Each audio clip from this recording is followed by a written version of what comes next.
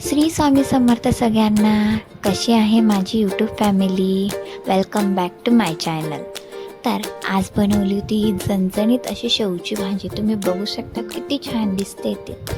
आपण बघूयात रेसिपी कशी करतात ती वेळ न घालवता. सर्वात पहिल्यांदा कढई तापवायला ठेवली आणि कढईमध्ये 3-3.5 पळ्या तेल टाकून तेलाला छान कडक असे तापू दिलं. तेल तापवायला ठेवलं की लगेच मिक्सरचं भांडं घ्यायचं. मिक्सरच्या भांड्यामध्ये भाजलेला कांदा, भाजलेलं खोबरं, आलं, लसूण, कोथिंबीर मस्तपैकी छान बारीक करून घ्यायचं. आणि मग तेल तापलं की तेलामध्ये जिरं, मोहरी टाकून हा आपला बारीक केलेला मसाला टाकून घ्यायचा आणि मसाल्याला छान परतवून घ्यायचं. मस्तपैकी पहिल्यांदा फुल गॅसवरती, नंतरून थोडासा बारीक करायचा गॅस, पुन्हा बारीक गॅसवरती छान शिजू द्यायचं मसाल्याला.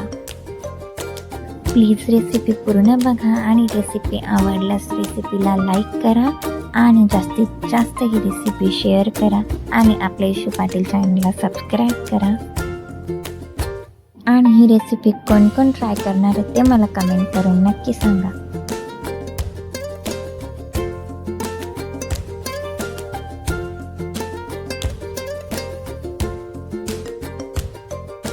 आणि आता ह्या स्टेजला ह्यामध्ये टाकायचे आहे आपला खडा मसाला.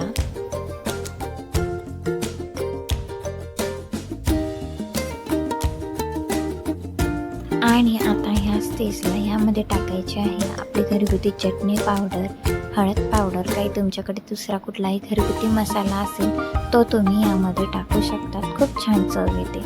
आणि हे टाकल्यानंतर मस्त छान हलवून घ्यायचं.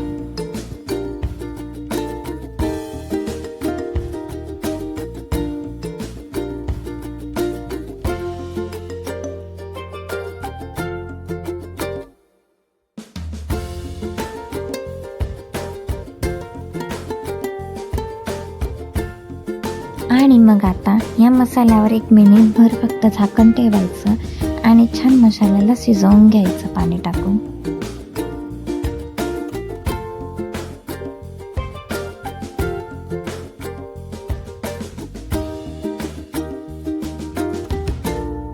आणि मसाला शिजला की ह्यामध्ये गरजेनुसार थोडे पाणी घालायचे, जसं आवश्यकता असेल तशी.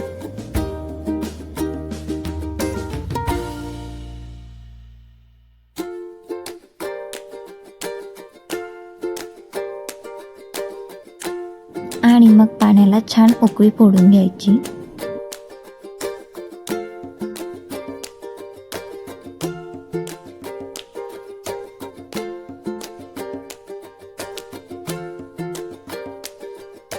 आणि मग त्यामध्ये चवीनुसार मीठ टाकायचे.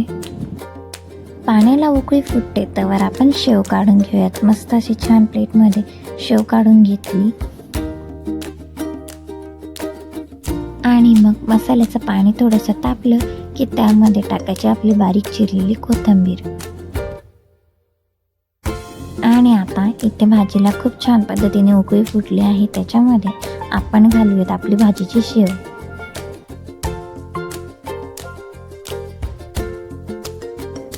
आणि मग 1-2-3 मिनिटं फक्त बारीक गॅसवरती राहू द्यायचं. बघा, रेडी आहे आपली भाजी. किती छान दिसते ना, यम्मी, टेस्टी आणि झणझणीत स्पायसी अशी. आता आपण ह्या भाजीला सर्व करून घेऊया. बघा, तयार आहे. मस्त असं जिरा भात आणि पोळी किंवा भाकरीसोबत खूप छान लागते ही भाजी. तुम्ही सुद्धा नक्की ट्राय करून बघा. आणि ट्राय केल्यानंतर तुम्हाला कशी वाटली ही भाजी ते मला कमेंट करून नक्की सांगा. तोपर्यंत सर्वांना श्री स्वामी समर्थ.